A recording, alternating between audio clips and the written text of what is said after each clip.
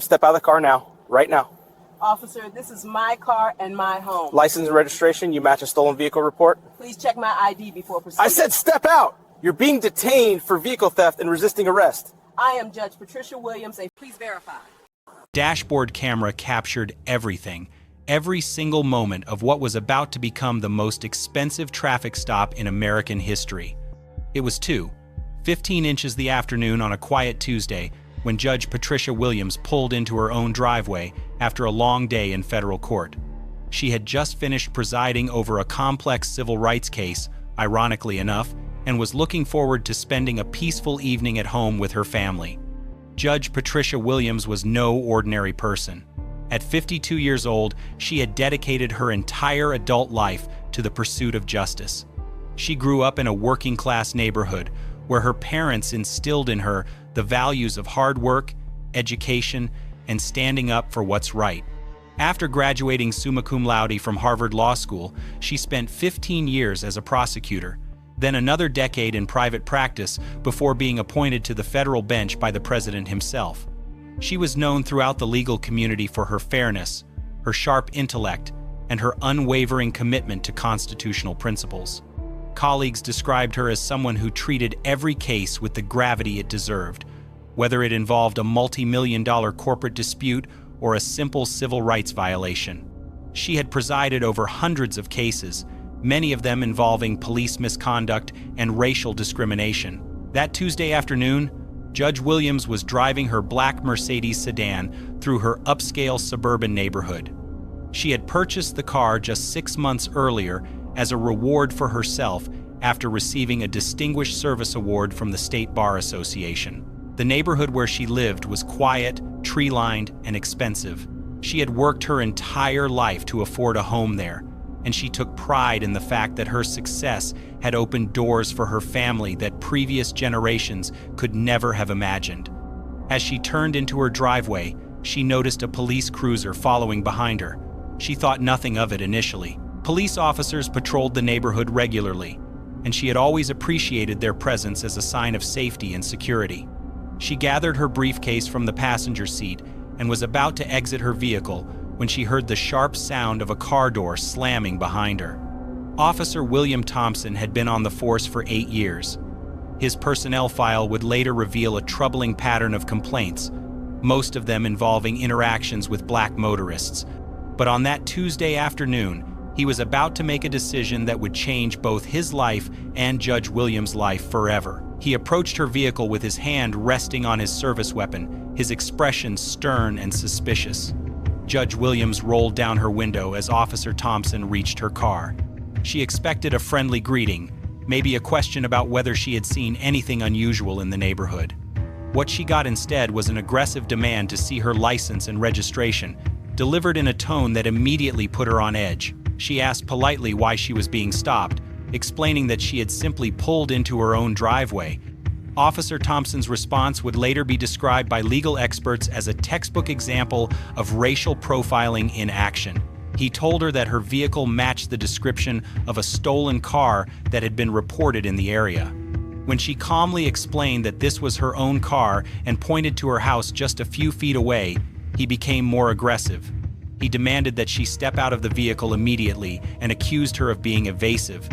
Now here's where Judge Williams made a decision that would prove crucial to everything that followed. Instead of becoming confrontational, she remained calm and compliant. Her years of experience in the courtroom had taught her the importance of maintaining composure even in the most challenging situations. She knew that her behavior in this moment could mean the difference between a simple misunderstanding and something much more serious. She stepped out of her car slowly, keeping her hands visible at all times.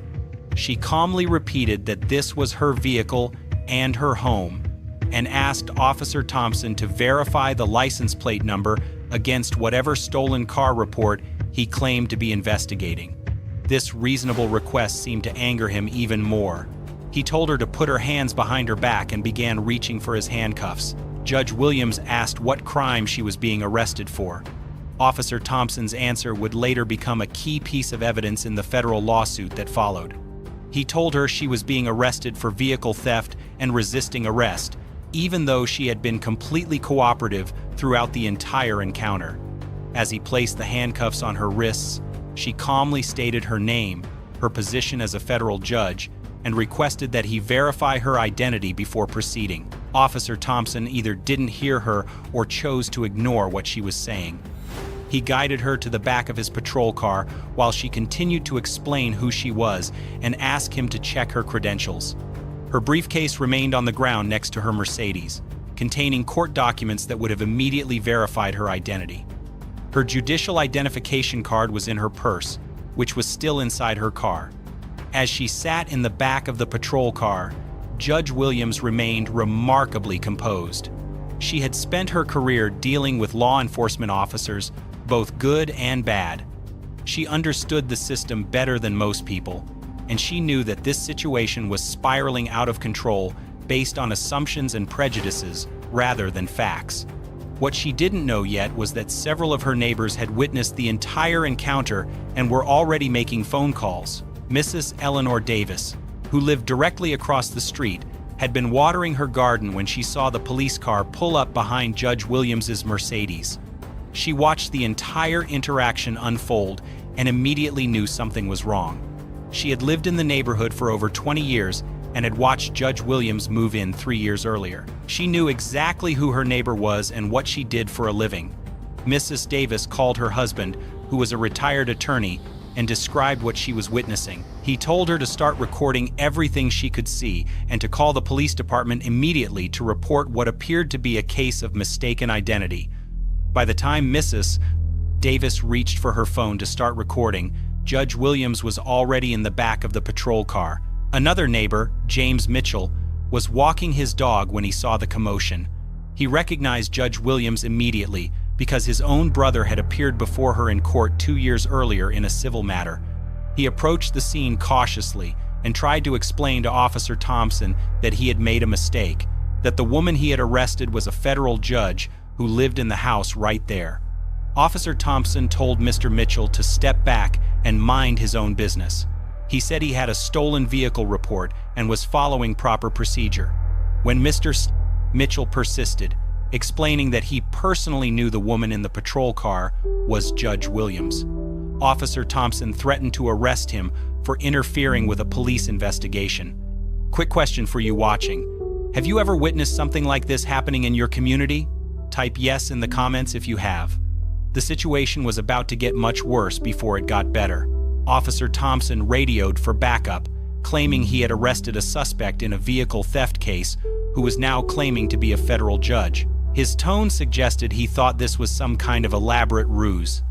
Within minutes, 2 additional patrol cars arrived on the scene, their red and blue lights flashing and creating a spectacle that drew even more neighbors outside to see what was happening.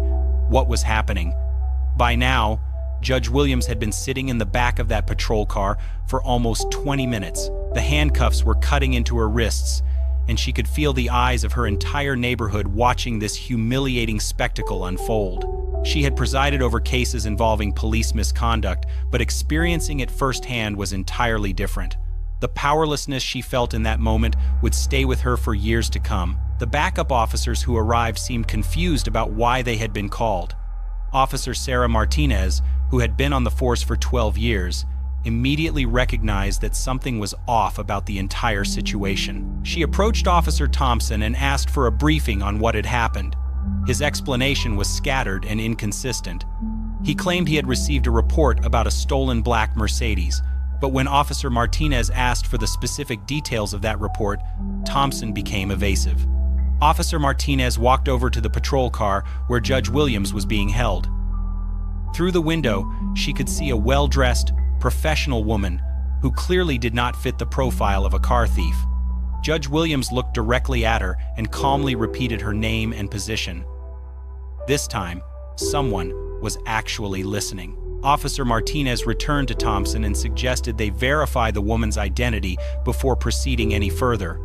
She pointed out that if this woman really was a federal judge, they were about to face the kind of legal nightmare that could end careers. Thompson insisted that she was lying, that criminals often made up elaborate stories to avoid arrest. He said he wanted to take her to the station for proper processing. That's when Mrs. Davis approached the scene with her phone in hand. She had been recording everything she could see from her front yard, and she walked directly up to Officer Martinez. She introduced herself as the defendant's neighbor and explained that the woman in the patrol car was indeed Judge Patricia Williams, who lived in the white colonial house right behind them. She offered to show Martinez her recordings and provide contact information for other neighbors who could verify the judge's identity. Officer Martinez immediately understood the gravity of the situation. She radioed dispatch and requested that they run a check on Patricia Williams to verify her identity and position. Within minutes, the response came back confirming that she was indeed a sitting federal judge. The dispatcher's voice carried a tone of urgency as she relayed the information, and Martinez could hear the concern in her colleague's voice. Thompson's reaction to this news was telling. Instead of immediately apologizing and releasing Judge Williams, he became defensive. He insisted that she should have identified herself properly from the beginning. He claimed that her behavior had been suspicious and that he had followed proper protocol. Officer Martinez knew better. She had seen the dashboard camera footage being recorded throughout the entire encounter, and she knew that Thompson's version of events would not hold up under scrutiny. Judge Williams was finally released from the patrol car after 35 minutes of detention. As the handcuffs came off, she rubbed her wrists where the metal had left red marks on her skin. She remained composed, but those who knew her well could see the controlled anger in her eyes. She thanked Officer Martinez for her professionalism and asked for the names and badge numbers of all officers involved. Thompson made one final mistake that would prove costly in the legal proceedings that followed. As Judge Williams gathered her belongings and prepared to enter her home, he approached her and suggested that the entire incident could be forgotten if she was willing to overlook what he called a simple misunderstanding. He implied that filing a complaint would be unnecessary and that these things happened all the time. Judge Williams looked at him with the same steely gaze she reserved for the most egregious offenders who appeared in her courtroom. She told him that what had happened was not a misunderstanding but a clear violation of her constitutional rights. She explained that his actions were exactly the kind of behavior that eroded public trust in law enforcement and that she would be pursuing every legal remedy available to her. The neighbors who had witnessed the incident began approaching Judge Williams to offer their support and provide their contact information as potential witnesses. Mrs. Davis handed her the video she had recorded on her phone. Mr. Mitchell gave her a written statement describing what he had seen. Even people who had never spoken to her before came forward to express their outrage at what had happened in their neighborhood. Officer Thompson left the scene that day believing he had simply made a mistake that would blow over in a few days.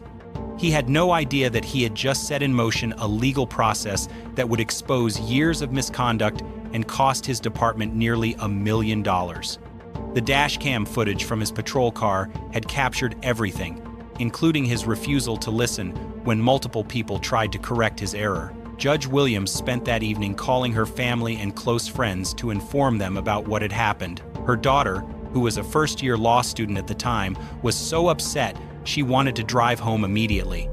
Her husband, a physician, was furious and wanted to file complaints with every agency he could think of. But Judge Williams knew that rushing into legal action without careful preparation would be a mistake. Instead, she did what she had trained her entire career to do. She gathered evidence. She reviewed the applicable laws. She consulted with attorneys who specialized in civil rights cases. She documented every detail of what had happened while it was still fresh in her memory. She knew that if she was going to seek justice, she needed to do it the right way. The next morning, Judge Williams called in sick to court for the first time in over 3 years. She spent the day meeting with attorneys and civil rights organizations. Word of what had happened began to spread through the legal community like wildfire. Federal judges are afforded certain protections and respect precisely because of their role in upholding the Constitution. When one of them is subjected to the very discrimination they work to prevent, it sends shockwaves through the entire system. Officer Thompson reported to work the next day as if nothing had happened. He filled out his incident report, describing the previous day's events as a routine traffic stop that resulted in a case of mistaken identity. He failed to mention that he had ignored multiple attempts by the suspect and witnesses to clarify the situation. He also failed to mention that he had detained a federal judge for over half an hour based on nothing more than racial profiling. His supervisor, Sergeant David Morrison, reviewed the report and immediately knew something was wrong. Morrison had been in law enforcement for over 20 years, and he could recognize a sanitized incident report when he saw one. The basic facts didn't add up. Why would someone steal a car only to drive it directly to their own driveway? Why would a car thief calmly provide identification and claim to be a federal judge? And most importantly, why hadn't Thompson verified the stolen vehicle report before making an arrest? Morrison pulled the dash cam footage and watched the entire encounter unfold. What he saw made his stomach drop. He could clearly see Judge Williams remaining calm and cooperative throughout the entire interaction. He could hear her repeatedly identifying herself and asking Thompson to verify her credentials. He could see the neighbors approaching to vouch for her identity. And most damning of all, he could hear Thompson's dismissive and increasingly aggressive responses to everyone who tried to correct his obvious error. By Thursday morning, Morrison was sitting in Chief Rebecca Walsh's office, playing the footage for her on his laptop. Chief Walsh had been leading the department for 6 years and had worked hard to improve community relations and reduce complaints about officer conduct. As she watched the video, she realized that all of that progress was about to be undone by one officer's spectacular failure in judgment. The department's legal counsel was called in immediately. Attorney Michael Rodriguez took one look at the footage and told Chief Walsh that they were facing a potential federal civil rights lawsuit that could bankrupt the department. He explained that detaining a federal judge based on racial profiling wasn't just a public relations disaster. It was a constitutional violation of the highest order. Meanwhile, Judge Williams had retained the services of civil rights attorney David Chen, whose firm had won several high-profile cases against police departments across the country. Chen reviewed the evidence Judge Williams had gathered and told her that she had one of the strongest cases he had ever seen. The dashcam footage alone was enough to prove racial profiling, but combined with Thompson's personnel file and the witness statements, it painted a picture of systemic misconduct that had been allowed to continue unchecked. Chen filed the federal lawsuit on Friday morning, exactly 1 week after the incident occurred. The complaint alleged violations of Judge Williams' 4th and 14th Amendment rights, claiming that she had been subjected to an unlawful seizure based solely on her race. The lawsuit named Officer Thompson, Sergeant Morrison for inadequate supervision, and the entire police department for maintaining policies that enabled racial profiling. The filing made immediate headlines in local news outlets. A federal judge suing her own community's police department was unprecedented in the area. Legal experts who were interviewed about the case universally agreed that Judge Williams had strong grounds for her lawsuit. Professor Linda Martinez from the local law school told reporters that the dashcam footage appeared to show a textbook case of racial profiling. Officer Thompson was placed on administrative leave pending the outcome of both the internal investigation and the federal lawsuit. For the first time since the incident occurred, he began to understand the magnitude of what had happened. He hired his own attorney, who reviewed the evidence and delivered some sobering news. Thompson was likely going to lose his job, face potential criminal charges for violating Judge Williams' civil rights, and could be personally liable for damages in the federal lawsuit. The internal affairs investigation concluded within 2 weeks. Investigator Captain Lisa Rodriguez found that Thompson had violated multiple department policies, including those governing traffic stops, use of force, and professional conduct. Her report noted that Thompson had failed to verify the stolen vehicle report, ignored attempts by multiple witnesses to correct his error, and showed a pattern of targeting black motorists that violated both department policy and federal law. Thompson's personnel file revealed a troubling history that had somehow escaped serious scrutiny. Over his 8 years on the force, he had received 14 complaints from citizens, 12 of which involved allegations of racial bias or excessive force. Most of these complaints had been dismissed with minimal investigation or resulted in minor disciplinary actions like additional training or written reprimands. The pattern was unmistakable. Thompson had stopped black motorists at a rate nearly 4 times higher than white drivers, despite working in a predominantly white district. His searches of black drivers yielded contraband at the same rate as searches of white drivers, proving that his increased attention to black motorists wasn't based on legitimate law enforcement concerns. Captain Rodriguez's investigation also revealed that Thompson's supervisors had failed to recognize or address this pattern of behavior. Annual performance reviews consistently rated him as satisfactory or above average, with no mention of the citizen complaints or statistical disparities in his enforcement activities. The department's early warning system, designed to flag officers with problematic behavior patterns, had somehow failed to identify Thompson as a concern. Chief Walsh made the decision to terminate Thompson's employment before the internal investigation was even complete.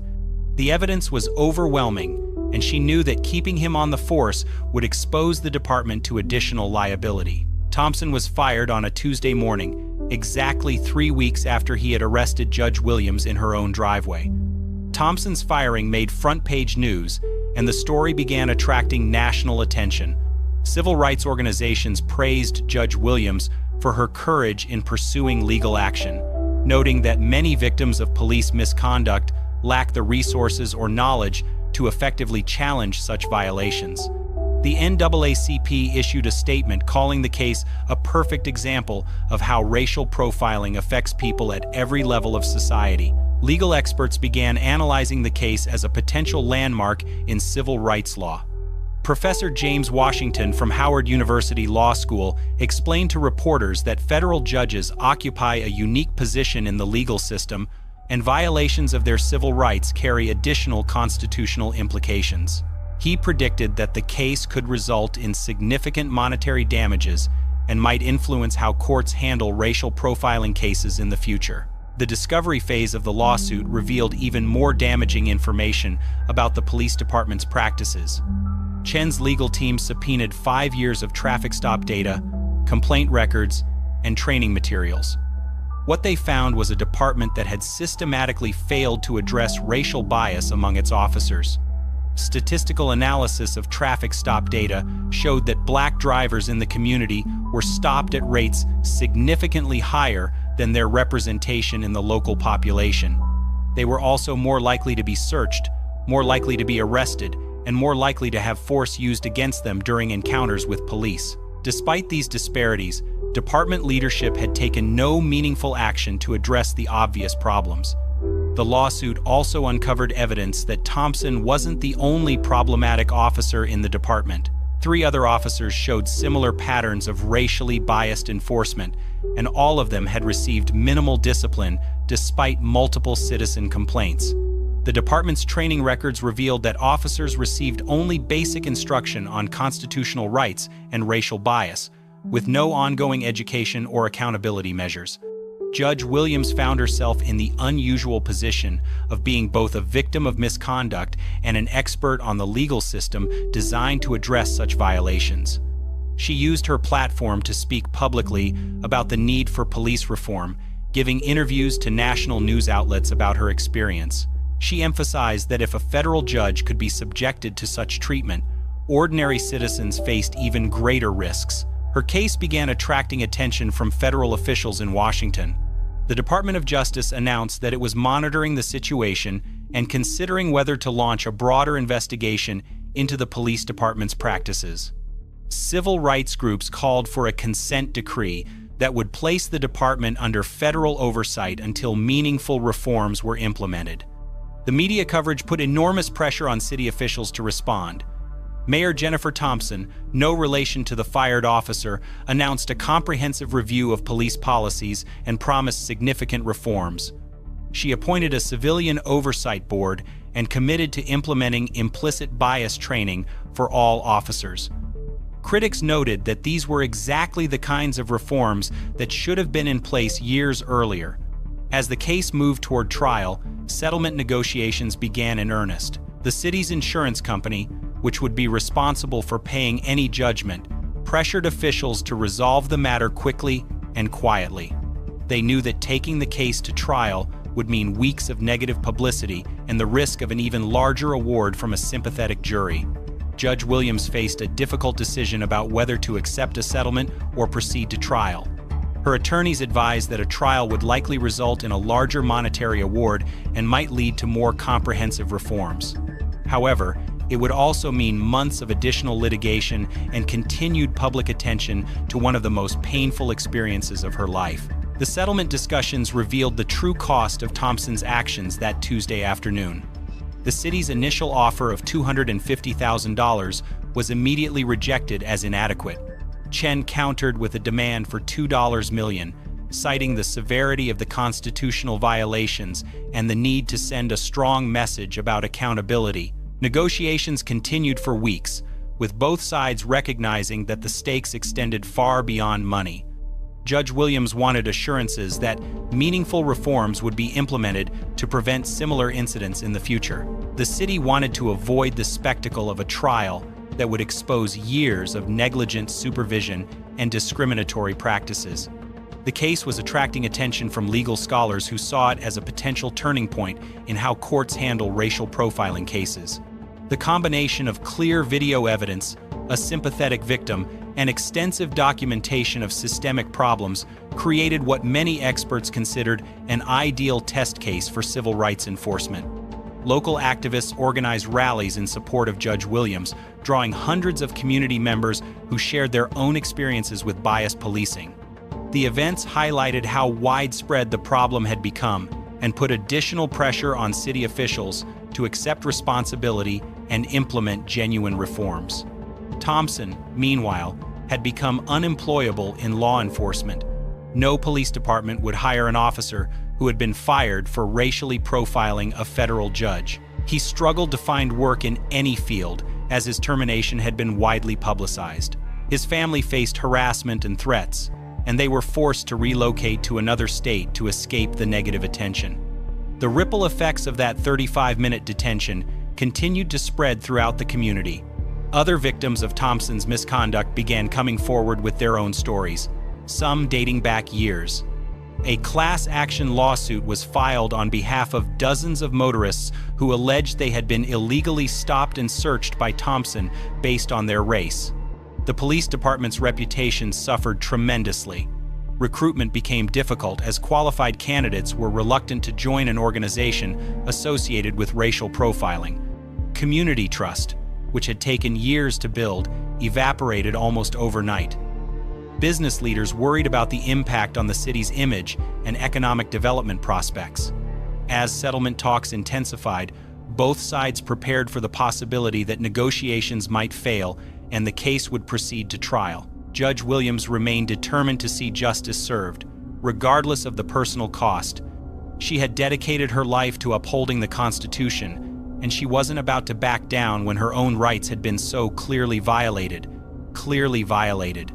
After 18 months of legal battles, the jury delivered their verdict in just 4 hours: $910,000 in damages, plus mandatory police reforms that would reshape the entire department. Officer Thompson lost everything: his career, his pension, his reputation. Judge Williams used her settlement to establish a foundation supporting victims of police misconduct. Sometimes justice takes time, but when it arrives, it changes everything. This case was brutal, but this case on the right-hand side is even more insane.